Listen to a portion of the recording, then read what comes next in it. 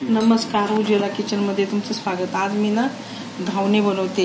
हे तांदळाचं पीठ आहे, हे तांदळाच्या पिठाचे घावणे बनवते। तर हे 1 वाटी पीठ घेतलं, मी चाळून घेतलं आणि हे मी घरी बनवलेलं पीठ आहे। घरात तांदूळ धुवून वाटी, अजून पाव वाटी घेतलं पीठ। 1 वाटी आणि हे पाव वाटी घावण बनवायचे ना तांदळाच्या पिठाचे घावण। ते गाठी होऊ नये ना, म्हणून थोडं हे करायचं।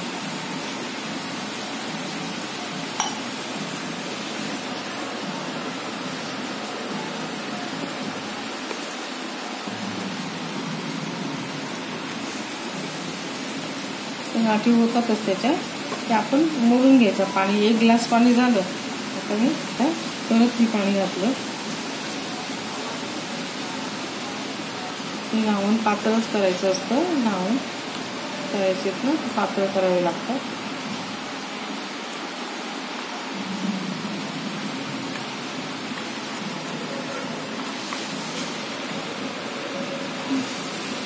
पातळ, एकदम पातळ पाहिजे। आता मीठ घालते याच्यामध्ये, आता हे 1 चमचा मीठ घालते।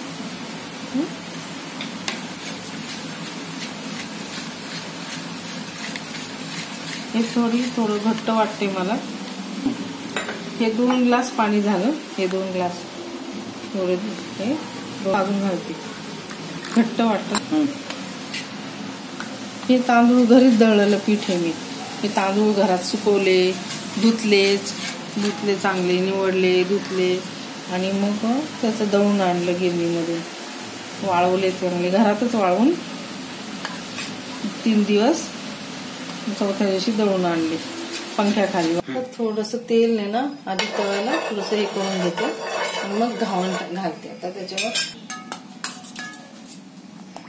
आता मी ना हे घालून घेते याच्यावर।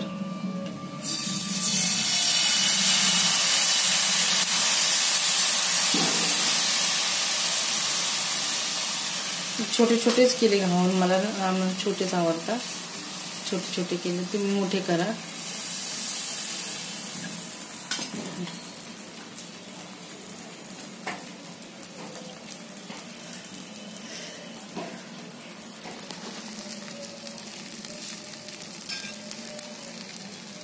थोडं निघायसाठी म्हणून मी साईडला थोडं थेंब तेल सोडते, थोडं चमच्याने, म्हणजे पटकन होईल। तेल असं थांबून राहते या तव्यावर। हा डोश्याचा तवा आहे ना, तर त्यामुळे याच्यावर तेल थांबून राहते।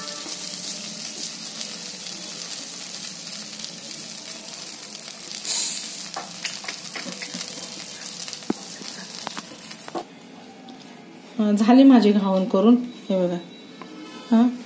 आधी सुरुवातीचे तुटतात 1-2 आणि नंतर मग चांगले होतात। माझं पण एक तुटलं, हे मी दाखवलं तुटलेलं, आणि नंतर अख्खे येतात। हे बघा, हे बघा, खूप छान घावण झालेत माझे, अख्खे येतात।